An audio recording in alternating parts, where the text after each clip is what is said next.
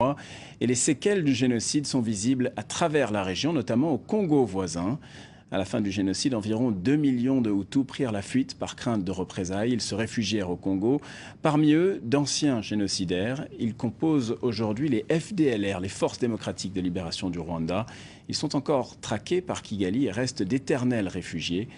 Nos correspondants les ont rencontrés. Voyez ce reportage de Mehdi Medeb. Malgré les apparences, ceci n'est pas une fête, mais un chant politique. Des paroles explicites, ces femmes Hutus appellent le président rwandais à négocier pour rentrer chez elles. Cette scène n'a rien de spontané. Les rebelles rwandais des FDLR ont tout organisé pour la venue de journalistes. Le but, nous montrer des civils Hutus, des femmes et des enfants, victimes, disent-ils, abandonnés par la communauté internationale, incapables de rentrer dans un pays qui ne veut pas d'eux. Il y a même des théories, il y a des emprisonnements, il y a des personnes qui fuient même le Rwanda actuellement et qui arrivent ici chaque jour. Alors comment me dire que tu peux encore rentrer au moment où il y a d'autres qui sortent? Depuis 20 ans, les FDLR affirment protéger ces réfugiés Hutus. 1994, les Tutsis prennent le pouvoir. Les Hutus fuient alors en masse vers ces villages congolais. Traqués, soupçonnés d'être génocidaires, les représailles font des centaines de milliers de morts.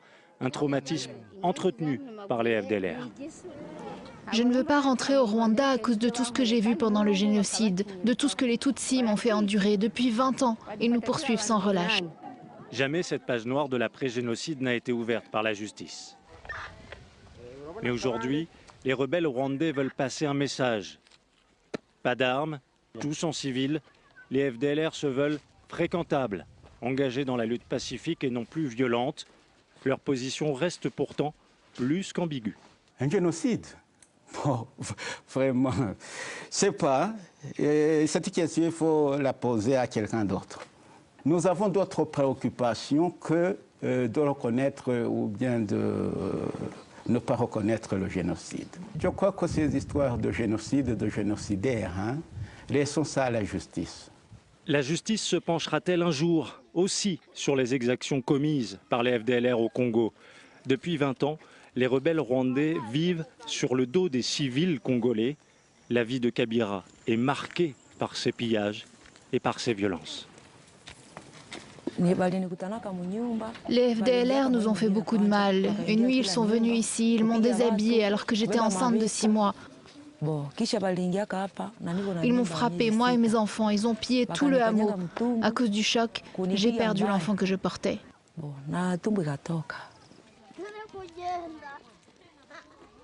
Alors qu'on commémore actuellement le génocide à Kigali, la question du désarmement des FDLR n'est toujours pas réglée. Comme ce village, l'Est du Congo continue de payer les conséquences du conflit interrwandais vieux de 20 ans. 20 ans plus tard, il y a ceux qui rentrent. Ce jour-là, 29 réfugiés Hutus ont sauté le pas. Mettre fin à son exil congolais, une décision difficile. Elena en tremble d'émotion. Vous savez, ce n'était pas facile ces 20 ans au Congo. À tout moment, on devait fuir la guerre, on se déplaçait tout le temps. Mais maintenant, c'est fini, il n'y a plus de guerre. Alors c'était le moment pour moi de rentrer. Et j'en suis très heureuse. Je n'ai pas peur de rentrer chez moi au Rwanda. Je n'aurai plus aucun problème, car je serai enfin chez moi pour retrouver la sécurité.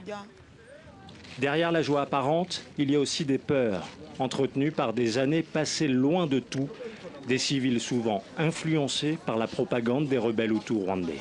Se retrouver au Rwanda, bon, il faut une certaine période d'adaptation, et donc ça les fait hésiter parce que bon, il y a beaucoup de changements.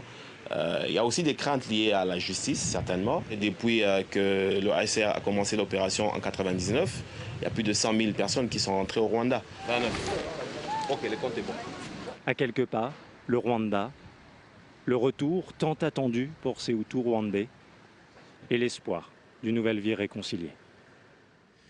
On a regardé ce reportage avec Jean-Paul Mopoko-Banda, notre invité aujourd'hui. Vous êtes avocat, chercheur, spécialiste des crimes de guerre dans la zone des Grands Lacs. Autant dire que c'est vraiment votre zone et votre thème de prédilection. Un mot d'abord sur les civils. Ces Hutus qui vivent actuellement dans l'Est du Congo. On a entendu beaucoup d'entre eux qui disent avoir peur de rentrer au Rwanda. Quelle est la réalité de l'accueil qu'ils reçoivent au Rwanda quand ils rentrent ? Ceux qui décident de rentrer.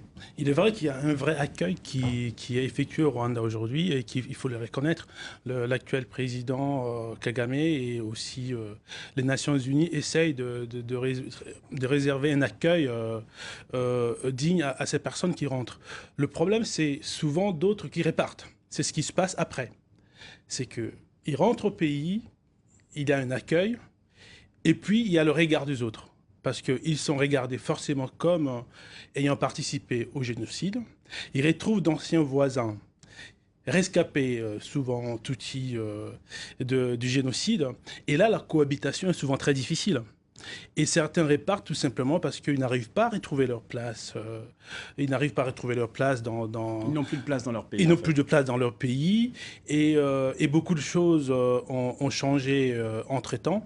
Je ne parlerai pas du règlement des comptes, mais la cohabitation, l'insertion dans le pays qu'ils avaient quitté depuis plusieurs années n'est pas toujours facile.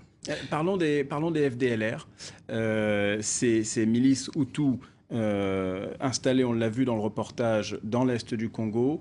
Que peut Kigali contre les FDLR? On sait que le Rwanda traque les FDLR, mais le FDLR a ses quartiers généraux en dehors des frontières rwandaises. Oui, alors officiellement, l'armée rwandaise dit traquer les FDLR. La réalité, c'est qu'aujourd'hui, le gouvernement rwandais préfère voir ces FDLR au Congo, en tout cas en dehors du Rwanda, qu'au Rwanda aujourd'hui. Et ils y contribuent. Ça, c'est l'hypocrisie de toute l'affaire. Je vous dis ça pourquoi? Parce que... Donc, finalement, ça arrange les deux côtés. Ça arrange énormément, d'abord, le gouvernement du FPR qui est au pouvoir au Rwanda. D'abord parce que ces FDLR se trouvent dans l'Est du pays. Sachez qu'à plusieurs reprises, le gouvernement rwandais a contrôlé de manière directe tout l'Est de la République démocratique du Congo. Mmh. D'abord, entre 1997 et 2002, à l'époque, c'était une rébellion qu'on appelle le RCD Goma, qui était montée, fabriquée de toutes pièces par le Rwanda, qui contrôlait toute la zone. Et ce sont les armées rwandaises qui contrôlaient entièrement toutes ces zones. Ils n'ont jamais cherché à éradiquer le FDLR.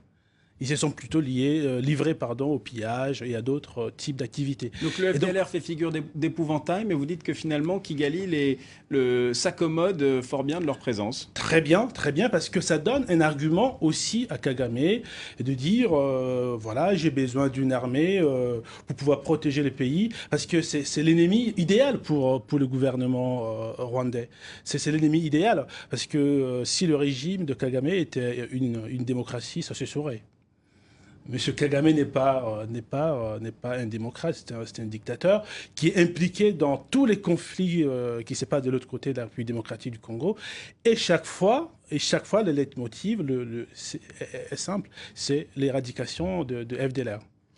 On entendait quand même une interview qui est surprenante pour les gens qui ne sont pas experts du dossier en regardant ce reportage. Un des dirigeants du FDLR qui finalement semblait douter de l'existence d'un génocide il y a 20 ans au Rwanda. C'est un déni incroyable de la réalité. Mais je pense que cet homme a voulu... alors à la fin, il a quand même dit « laissons ça à la justice ». C'est très bien de dire ça. Alors, c'est un déni regrettable. Je pense, par contre, que toutes ces personnes qui se trouvent aujourd'hui en République démocratique du Congo sont aussi victimes, quelque part, non seulement de l'exil, mais du génocide. Soulignons qu'il n'y a pas que des Tutsis qui ont été massacrés. Il y a eu plusieurs dizaines de milliers de Hutus qui ont été aussi massacrés. Donc parmi ces personnes qui se retrouvent aujourd'hui en République démocratique du Congo et parmi les FDLR, il y a aussi des victimes. Je ne dis pas que c'est le cas de ces messieurs qui dénient une réalité notoire, mais je pense que c'est un peu l'état d'esprit de la plupart des membres du FDLR qui considèrent le FPR d'abord comme un ennemi militaire, un ennemi d'abord qu'il faut combattre, Et évidemment, dans tous ces conflits, l'ethnie est un facteur mobilisateur important de part et d'autre. Qu'est-ce qu'on peut dire sur le rapport de force? Combien d'hommes en armes au sein du FDLR? Est-ce qu'on a une estimation? Le nombre varie énormément. Le nombre varie beaucoup. Mais ça se compte en centaines, en milliers, en dizaines de milliers? Ça se compte en quelques milliers de personnes. Alors, ce qu'il faut savoir, c'est que le FDLR est composé quand même d'un attelage incroyable. Alors on parle d'anciens militaires rwandais de l'armée d'avant le génocide qui composent ces forces. Il y a des anciennes milices Interahamwe, semble-t-il. Mais il faut dire aussi que quand on va faire un reportage avec le FDLR, on se rend compte que la plupart ont une vingtaine d'années, trentaine d'années. Ils sont très jeunes. Donc finalement, c'est des gens qui avaient 7 ans, 8 ans, voire n'étaient pas du tout nés. Ce n'étaient pas des acteurs du génocide à l'époque. Absolument pas, parce que la majorité, vous allez voir dans la plupart des reportages, je ne parle pas de dirigeants, je parle de forces militantes, sont composées pour des jeunes qui ont souvent moins de 30 ans. Donc je comprends en filigrane dans ce que vous dites que grandir aujourd'hui rwandais Hutu dans l'est du Congo, c'est grandir un petit peu dans l'environnement FDLR et grandir dans le FDLR. Pas dans le FDLR, mais dans l'environnement, ça c'est sûr. Alors il faut aussi souligner qu'il n'y a pas que le FDLR comme force négative dans l'Est de la République démocratique du Congo. Il y a une vingtaine de forces en République démocratique du Congo, notamment des forces d'autodéfense locale ou d'autres forces. Et le vrai enjeu, le vrai enjeu dans l'Est de la République démocratique du Congo, ce n'est pas d'abord le problème sécuritaire. C'est le problème d'exploitation et d'accès aux ressources naturelles. Ça, c'est l'arrière-plan, ça, c'est la réalité, ça, c'est le fond. S'il n'y avait pas autant de ressources naturelles à exploiter dans l'Est de la République démocratique du Congo, il n'y aurait pas tous ces conflits. Alors justement, c'est une des questions que j'allais vous poser rapidement. Comment les FDLR s'intègrent au paysage congolais? Parce qu'on parle de leurs relations avec Kigali. Quelles sont leurs relations avec Kinshasa? Oui. Alors, les FDLR entretiennent des relations, je vais vous étonner, des relations économiques avec le Rwanda. Avec le Rwanda. J'ai bien compris votre question. Vous voulez savoir la relation avec Kinshasa. Mais permettez-moi de vous parler d'abord du Rwanda. Les FDLR, dans l'Est de la République démocratique du Congo, contrôlent souvent plusieurs mines d'exploitation de cobalt et d'autres types de minerais. Et la principale porte de sortie de minerais exploités dans l'Est de la République démocratique du Congo, c'est le Rwanda. C'est le Rwanda, ça se passe souvent par avion. Très peu de ressources vont de l'autre côté à Kinshasa ou descendent en Tanzanie pour pouvoir aller vers Mombasa. Mais la plupart de ressources, en tout cas principalement les cobalt ou d'autres types, passent par le Rwanda.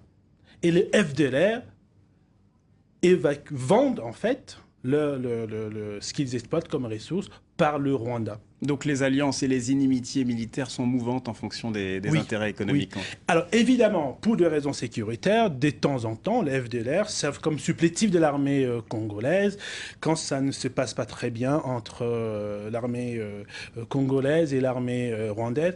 Mais la composition sécuritaire dans l'Est de la République démocratique du Congo est très complexe. Très complexe parce que vous retrouvez au sein de l'armée congolaise, au sein même de la police congolaise, d'anciens miliciens, d'anciens rebelles qui ont combattu dans différentes forces et qui étaient alliés au Rwanda.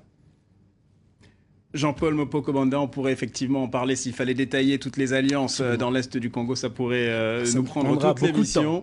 Merci beaucoup de nous avoir rejoints sur le plateau de France 24. On va marquer une courte pause et puis on se retrouve dans quelques instants pour un nouveau journal.